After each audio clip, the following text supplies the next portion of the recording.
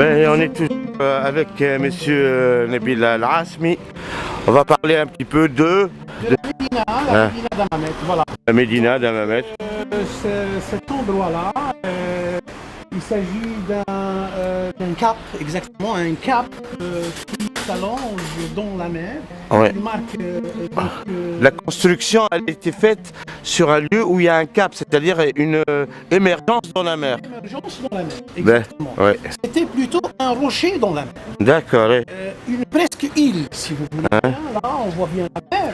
Ouais. Mais derrière le cimetière, il y a la mer aussi. Oui. Donc, il y a la Médina d'Hammamet qui a été construite dans la mer. Ouais. C'était un rocher donc, en dessous duquel il y a une nappe phréatique très abondante. D'ailleurs, toutes les maisons à l'intérieur de la Médina C'est vrai. disposent d'un puits. Donc, chaque maison dispose d'un puits, une eau douce. Hein, j'ai grandi avec cette eau-là. Ouais, Donc, ouais, je l'ai c'est vu vrai. mon enfance que j'ai passée à l'intérieur de la Médina. Voilà.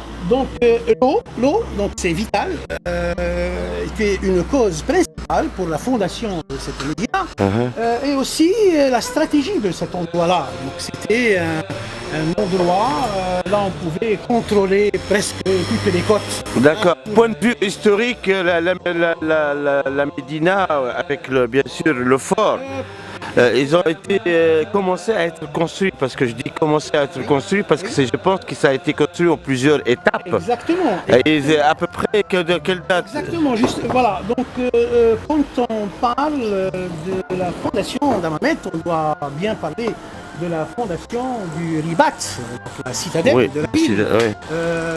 autour duquel cette agglomération a été créée. Voilà. En fait, au départ, c'était la citadelle. C'était la citadelle. Eh oui. La citadelle qui était un ribat fut construit sous le règne d'Ibrahim II, donc un prince aghlabide, à 893 de notre ère. Ah bon, au 9e siècle. Au 9e siècle déjà, donc était la fondation du ribat. C'était un monument de surveillance Voilà. parmi les différents ribats qui ont été construits tout le long de des côtes méditerranéennes. Figurez-vous, les Arabes ont dû construire 10 000 ribats qui vont d'Alexandrie en Égypte jusqu'à Rabat au Maroc. D'ailleurs, l'origine du nom de la ville Rabat au Maroc, c'est le mot ribat. Voilà. Donc, Ribat, c'est en arabe, c'est lié, coin de liaison ou de passage ou un truc comme ça. C'était des monuments où ont vécu les Mourabitoun. Les Mourabitoun, c'était des gens qui vouaient leur vie au djihad, qui était la guerre sainte. Donc des gens qui propageaient la religion musulmane et qui donc défendaient les côtes islamisées, si vous voulez, donc, contre surtout les incursions byzantines. D'accord. Voilà. Donc 10 000 ribats ont été construits avant dans celui d'Hammamet. D'accord. Voilà. Donc plus tard, autour du ribat, il y a eu la création de cette agglomération-là sur ce rocher que je venais de présenter. Donc voilà. En fait, ce que vous voulez dire, c'est que autour de avec ce ribat-là, il y a eu la naissance de la Médina. La naissance de la Médina, exactement. La naissance de la Médina. Et cette Médina, donc, était peu connue, surtout dans le Moyen-Âge. Au début, on pouvait parler d'Hammamet ou bien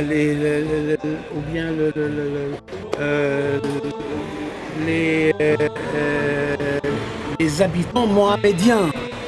Mahometa, Hammamet, Mahometa, ou bien aussi... c'était Mahometa. Peut-être.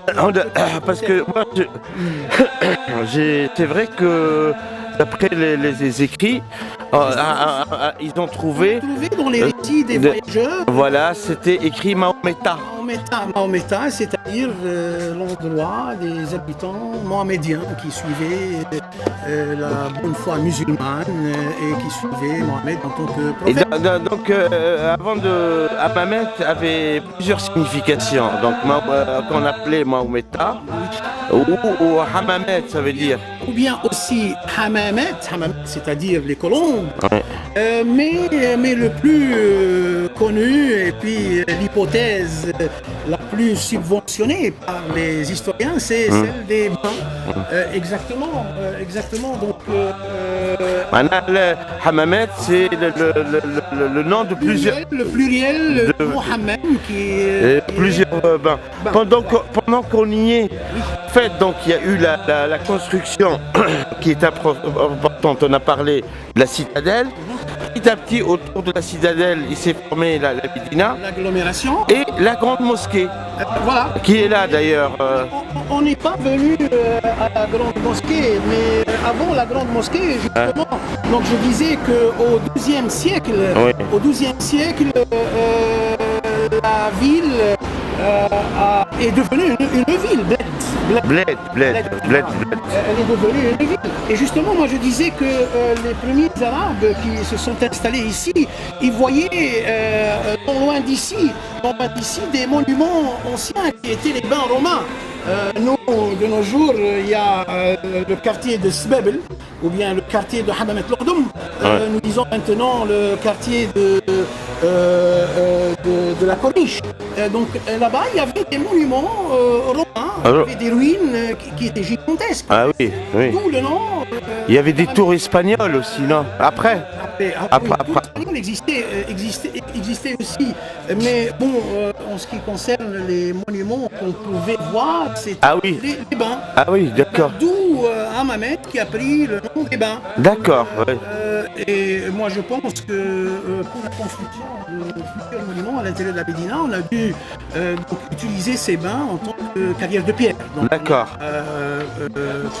Pris des pierres pour la construction du monument.